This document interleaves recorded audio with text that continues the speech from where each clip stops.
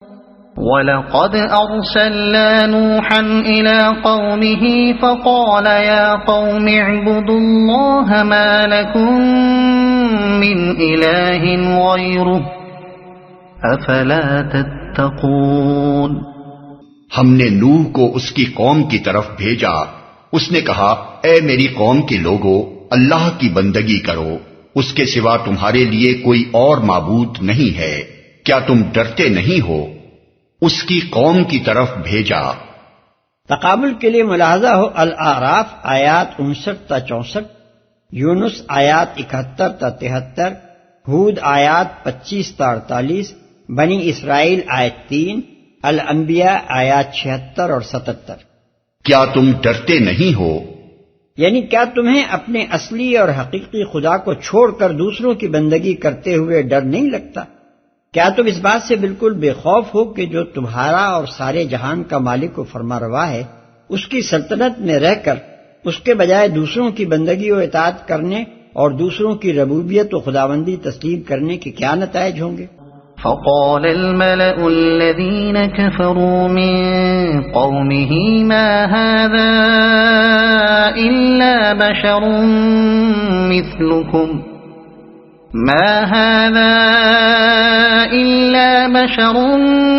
مثلكم يريد أن يتفضل عليكم وَلَوْ شَاءَ اللَّهُ لَأَنزَلَ مَلَائِكَةً مَا سَمِعْنَا بِهَذَا فِي آبَائِنَا الْأَوَّلِينَ إِنْ هُوَ إِلَّا رَجُلٌ بِهِ جِنَّةٌ فَتَرَبَّصُوا بِهِ حَتَّى حِينٍ۔ اس کی قوم کے جن سرداروں نے ماننے سے انکار کیا وہ کہنے لگے کہ یہ شخص کچھ نہیں ہے مگر ایک بشر تم ہی جیسا، اس کی غرض یہ ہے کہ تم پر برتری حاصل کرے، اللہ کو اگر بھیجنا ہوتا تو فرشتے بھیجتا، یہ بات تو ہم نے کبھی اپنے باپ دادا کے وقتوں میں سنی ہی نہیں کہ بشر رسول بن کر آئے، کچھ نہیں، بس اس آدمی کو ذرا جنون لاحق ہو گیا ہے، کچھ مدت اور دیکھ لو شاید افاقہ ہو جائے، ایک بشر تم ہی جیسا۔ یہ خیال تمام گمراہ لوگوں کی مشترک گمراہیوں میں سے ایک ہے کہ بشر نبی نہیں ہو سکتا اور نبی بشر نہیں ہو سکتا، اسی لیے قرآن نے بار بار اس جاہلانہ تصور کا ذکر کر کے اس کی تردید کی ہے اور اس بات کو پورے زور کے ساتھ بیان کیا ہے کہ تمام انبیاء انسان تھے اور انسانوں کے لیے انسان ہی نبی ہونا چاہیے۔ تفصیلات کے لیے ملاحظہ ہوں الاعراف آیات 63-69، یونس آیت 2، ہود 27 اور 31، یوسف 109، الرعد 38، ابراہیم 10 اور 11، النحل 43، بنی اسرائیل 94-95، الکہف 110، الانبیاء 3 اور 34، المومنون 33، 34، 47، الفرقان 7 اور 20، الشعراء 154 اور 186، یاسین 15، حامیم السجدہ آیت 6۔ تم پر برتری حاصل کرے۔ یہ بھی مخالفین حق کا قدیم ترین حربہ ہے کہ جو شخص بھی اصلاح کے لیے کوشش کرنے اٹھے اس پر فوراً یہ الزام چسپاں کر دیتے ہیں کہ کچھ نہیں، بس اقتدار کا بھوکا ہے۔ یہ الزام فرعون نے حضرت موسیٰ علیہ السلام اور ہارون علیہ السلام پر لگایا تھا کہ تم اس لیے اٹھے ہو کہ تمہیں ملک میں بڑائی حاصل ہو جائے، تکونوا لکم الکبریاء فی الارض، یونس آیت 78۔ یہی حضرت عیسیٰ پر لگایا گیا کہ یہ شخص یہودیوں کا بادشاہ بننا چاہتا ہے، اور اسی کا شبہ نبی صلی اللہ علیہ وسلم کے متعلق سرداران قریش کو تھا، چنانچہ کئی مرتبہ انہوں نے آپ سے یہ سودا کرنے کی کوشش کی کہ اگر اقتدار کی طالب ہو تو اپوزیشن چھوڑ کر حزب اقتدار میں شامل ہو جاؤ، تمہیں ہم بادشاہ بنائے لیتے ہیں۔ اصل بات یہ ہے کہ جو لوگ ساری عمر دنیا اور اس کے مادی فائدوں اور اس کی شان و شوکت ہی کے لیے اپنی جان کھپاتے رہتے ہیں، ان کے لیے یہ تصور کرنا بہت مشکل بلکہ ناممکن ہوتا ہے کہ اسی دنیا میں کوئی انسان نیک نیتی اور بے غرضی کے ساتھ فلاح انسانیت کی خاطر بھی اپنی جان کھپا سکتا ہے۔ وہ خود چونکہ اپنا اثر و اقتدار جمانے کے لیے دل فریب نعرے اور اصلاح کے جھوٹے دعوے شب و روز استعمال کرتے رہتے ہیں، اس لیے یہ مکاری و فریب کاری ان کی نگاہ میں بالکل ایک فطری چیز ہوتی ہے، اور وہ سمجھتے ہیں کہ اصلاح کا نام مکر و فریب کے سوا کسی صداقت اور خلوص کے ساتھ کبھی لیا ہی نہیں جا سکتا۔ یہ نام جو بھی لیتا ہے ضرور وہ ان کا اپنا ہم جنس ہی ہوگا۔ اور لطف یہ ہے کہ مصلحین کے خلاف اقتدار کی بھوک کا یہ الزام ہمیشہ برسر اقتدار لوگ اور ان کے خوشامدی حاشیہ نشین ہی استعمال کرتے رہے ہیں، گویا خود انہیں اور ان کے آقایان نامدار کو جو اقتدار حاصل ہے وہ تو ان کا پیدائشی حق ہے، اس کے حاصل کرنے اور اس پر قابض رہنے میں وہ کسی الزام کے مستحق نہیں ہیں۔ البتہ نہایت قابل ملامت ہے وہ جس کے لیے یہ غذا پیدائشی حق نہ تھی اور اب یہ لوگ اس کے اندر اس چیز کی بھوک محسوس کر رہے ہیں۔ اس جگہ یہ بات بھی اچھی طرح سمجھ لینی چاہیے کہ جو شخص بھی رائج الوقت نظام زندگی کی خرابیوں کو دور کرنے کے لیے اٹھے گا اور اس کے مقابلے میں اصلاحی نظریہ اور نظام پیش کرے گا، اس کے لیے بہرحال یہ بات ناگزیر ہوگی کہ اصلاح کی راہ میں جو طاقتیں بھی سد راہ ہوں انہیں ہٹانے کی کوشش کرے اور ان طاقتوں کو برسر اقتدار لائے جو اصلاحی نظریہ اور نظام کو عملاً نافذ کر سکیں۔ نیز ایسے شخص کی دعوت جب بھی کامیاب ہوگی اس کا قدرتی نتیجہ یہی ہوگا کہ وہ لوگوں کا مقتدا و پیشوا بن جائے گا،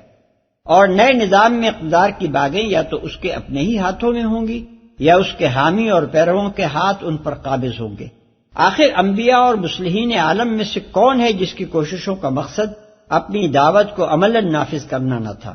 اور کون ہے جس کی دعوت کی کامیابی نے فی الواقع اس کو پیشوا نہیں بنا دیا؟ پھر کیا یہ امر واقعی کسی پر یہ الزام چسپاں کر دینے کے لیے کافی ہے کہ وہ دراصل اقتدار کا بھوکا تھا اور اس کی اصل غرض وہی پیشوائی تھی جو اس نے حاصل کر لی؟ ظاہر ہے کہ بدطینت دشمنان حق کے سوا اس سوال کا جواب کوئی بھی اثبات میں نہ دے گا۔ حقیقت یہ ہے کہ اقتدار کے بجائے خود مطلوب ہونے اور کسی مقصد خیر کے لیے مطلوب ہونے میں زمین و آسمان کا فرق ہے، اتنا ہی بڑا فرق جتنا ڈاکو کے خنجر اور ڈاکٹر کے نشتر میں ہے۔ اگر کوئی شخص صرف اس بنا پر ڈاکو اور ڈاکٹر کو ایک کر دے کہ دونوں بالارادہ جسم چیرتے ہیں اور نتیجے میں مال دونوں کے ہاتھ آتا ہے تو یہ صرف اس کے اپنے ہی دماغ یا دل کا قصور ہے، ورنہ دونوں کی نیت اور دونوں کے طریقہ کار اور دونوں کے مجموعی کردار میں اتنا فرق ہوتا ہے کہ کوئی صاحب عقل آدمی ڈاکو کو ڈاکو اور ڈاکٹر کو ڈاکٹر سمجھنے میں غلطی نہیں کر سکتا۔ تو فرشتے بھیجتا۔ یہ اس امر کا کھلا ہوا ثبوت ہے کہ قوم نوح اللہ تعالیٰ کے وجود کی منکر نہ تھی اور نہ اس بات کی منکر تھی کہ رب العالمین وہی ہے اور سارے فرشتے اس کے تابع فرمان ہیں۔ اس قوم کی اصل گمراہی شرک تھی نہ کہ انکار خدا، وہ خدائی کی صفات اور اختیارات میں اور اس کے حقوق میں دوسروں کو اس کا شریک ٹھہراتی تھی۔ قال رب انصرنی بما کذبون، نوح نے کہا پروردگار ان لوگوں نے جو میری تکذیب کی ہے اس پر اب تو ہی میری نصرت فرما، یعنی میری طرف سے اس تکذیب کا بدلہ لے، جیسا کہ دوسری جگہ فرمایا فدعا ربہ انی مغلوب فانتصر،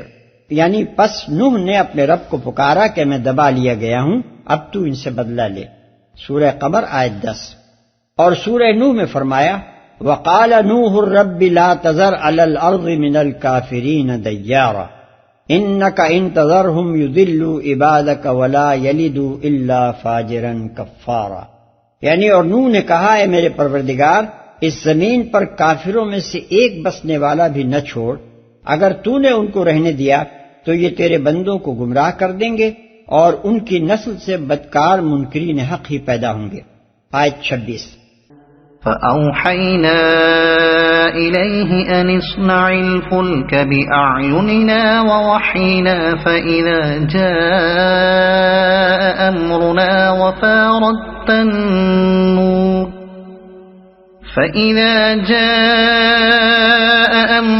وفاردت النور فاسلك فيها من كل زوجين اثنين وأهلك إلا من سبق عليه القول منهم ولا تخاطبني في الذين ظلموا إنهم مغرقون۔ ہم نے اس پر وحی کی کہ ہماری نگرانی میں اور ہماری وحی کے مطابق کشتی تیار کر، پھر جب ہمارا حکم آئے اور تنور ابل پڑے تو ہر قسم کے جانوروں میں سے ایک ایک جوڑا لے کر اس میں سوار ہو جا اور اپنے اہل و عیال کو بھی ساتھ لے، سوائے ان کے جن کے خلاف پہلے فیصلہ ہو چکا ہے، اور ظالموں کے معاملے میں مجھ سے کچھ نہ کہنا، یہ اب غرق ہونے والے ہیں۔ تنور ابل پڑے۔ بعض لوگوں نے تنور سے مراد زمین لی ہے، بعض نے زمین کا بلند ترین حصہ مراد لیا ہے۔ بعض کہتے ہیں کہ فارت تنور کا مطلب طلوع فجر ہے، اور بعض کی رائے میں یہ حمی الوتیس کی طرح ایک استعارہ ہے، ہنگامہ گرم ہو جانے کے معنی میں۔ لیکن کوئی معقول وجہ نظر نہیں آتی کہ قرآن کے الفاظ کو بغیر کسی قرینے کے مجازی معنوں میں لیا جائے، جبکہ ظاہری مفہوم لینے میں کوئی قباحت نہیں ہے۔ یہ الفاظ پڑھ کر ابتداً جو مفہوم ذہن میں آتا ہے وہ یہی ہے کہ کوئی خاص تنور پہلے سے نامزد کر دیا گیا تھا کہ طوفان کا آغاز اس کے نیچے سے پانی ابلنے پر ہوگا۔ دوسرے کوئی معنی سوچنے کی ضرورت اس وقت پیش آتی ہے جبکہ آدمی یہ ماننے کے لیے تیار نہ ہو کہ اتنا بڑا طوفان ایک تنور کے نیچے سے پانی ابل پڑنے پر شروع ہوا ہوگا۔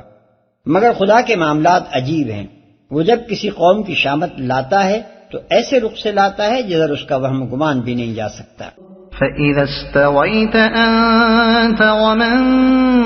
مَّعَكَ عَلَى الْفُلْكِ فَقُلِ الْحَمْدُ لِلَّهِ الَّذِي نَجَّانَا مِنَ الْقَوْمِ الظَّالِمِينَ وَقُلْ رَبِّ أَنزِل لِّي مُنزَلًا مُبَارَكًا وَأَنتَ خَيْرُ الْمُنزِلِينَ۔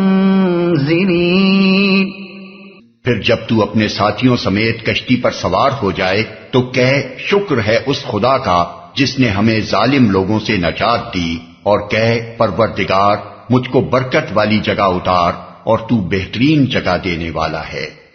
ظالم لوگوں سے نجات دی۔ یہ کسی قوم کی انتہائی بدعتواری اور خباثت و شرارت کا ثبوت ہے کہ اس کی تباہی پر شکر ادا کرنے کا حکم دیا جائے۔ بہترین جگہ دینے والا ہے۔ اتارنے سے مراد محض اتارنا ہی نہیں ہے بلکہ عربی محاورے کے مطابق اس میں میزبانی کا مفہوم بھی شامل ہے۔ گویا اس دعا کا مطلب یہ ہے کہ خدایا اب ہم تیرے مہمان ہیں اور تو ہی ہمارا میزبان ہے۔ ان فی ذلک لآیات وإن كنا لمبتلین۔ اس قصے میں بڑی نشانیاں ہیں اور آزمائش تو ہم کر کے ہی رہتے ہیں۔ بڑی نشانیاں ہیں یعنی عبرت آموز سبق ہیں جو یہ بتاتے ہیں کہ توحید کی دعوت دینے والے انبیاء حق پر تھے اور شرک پر اصرار کرنے والے کفار باطل پر، اور یہ کہ آج وہی صورتحال مکے میں درپیش ہے جو کسی وقت حضرت نوح علیہ السلام اور ان کی قوم کے درمیان تھی، اور اس کا انجام بھی کچھ اس سے مختلف ہونے والا نہیں ہے، اور یہ کہ خدا کے فیصلے میں چاہے دیر کتنی ہی لگے مگر فیصلہ آخر کار ہو کر رہتا ہے، اور وہ لازماً اہل حق کے حق میں اور اہل باطل کے خلاف ہوتا ہے۔ آزمائش تو ہم کر کے ہی رہتے ہیں۔ دوسرا ترجمہ یہ بھی ہو سکتا ہے کہ آزمائش تو ہمیں کرنی ہی تھی، یا آزمائش تو ہمیں کرنی ہی ہے۔ تینوں صورتوں میں مدعا اس حقیقت پر خبردار کرنا ہے کہ اللہ تعالیٰ کسی قوم کو بھی اپنی زمین اور اس کی بے شمار چیزوں پر اقتدار عطا کر کے بس یوں ہی اس کے حال پر نہیں چھوڑ دیتا، بلکہ اس کی آزمائش کرتا ہے اور دیکھتا رہتا ہے کہ وہ اپنے اقتدار کو کس طرح استعمال کر رہی ہے۔ قوم نوح کے ساتھ جو کچھ ہوا اسی قانون کے مطابق ہوا، اور دوسری کوئی قوم بھی اللہ کی ایسی چہیتی نہیں ہے کہ وہ بس اسے خانہ یغما پر ہاتھ مارنے کے لیے آزاد چھوڑ دے۔ اس معاملے سے ہر ایک کو لازماً سابقہ پیش آنا ہے۔ ثم انشأنا من بعدهم قرنا آخرين فأرسلنا فيهم رسولا منهم أن اعبدوا الله ما لكم من إله غيره أفلا تتقون۔ ان کے بعد ہم نے ایک دوسرے دور کی قوم اٹھائی، پھر ان میں خود انہی کی قوم کا ایک رسول بھیجا جس نے انہیں دعوت دی کہ اللہ کی بندگی کرو، تمہارے لیے اس کے سوا کوئی اور معبود نہیں ہے، کیا تم ڈرتے نہیں ہو؟ دوسرے دور کی قوم اٹھائی۔ بعض لوگوں نے اس سے مراد قوم سمود لی ہے، کیونکہ آگے چل کر ذکر آ رہا ہے کہ یہ قوم صیحہ کے عذاب سے تباہ کی گئی، اور دوسرے مقامات پر قرآن میں بتایا گیا ہے کہ سمود وہ قوم ہے جس پر یہ عذاب آیا۔ ہود آیت 67، الحجر آیت 83، القمر آیت 31۔ بعض دوسرے لوگ کہتے ہیں کہ یہ ذکر دراصل قوم عاد کا ہے، کیونکہ قرآن کی روح سے قوم نوح کے بعد یہی قوم اٹھائی گئی تھی۔ وَاذْكُرُوا إِذْ جَعَلَكُمْ خُلَفَاءَ مِن بَعْدِ قَوْمِ نوح، سورہ اعراف آیت 69۔ صحیح بات یہی دوسری معلوم ہوتی ہے، کیونکہ قوم نوح علیہ السلام کے بعد کا اشارہ اسی طرف رہنمائی کرتا ہے۔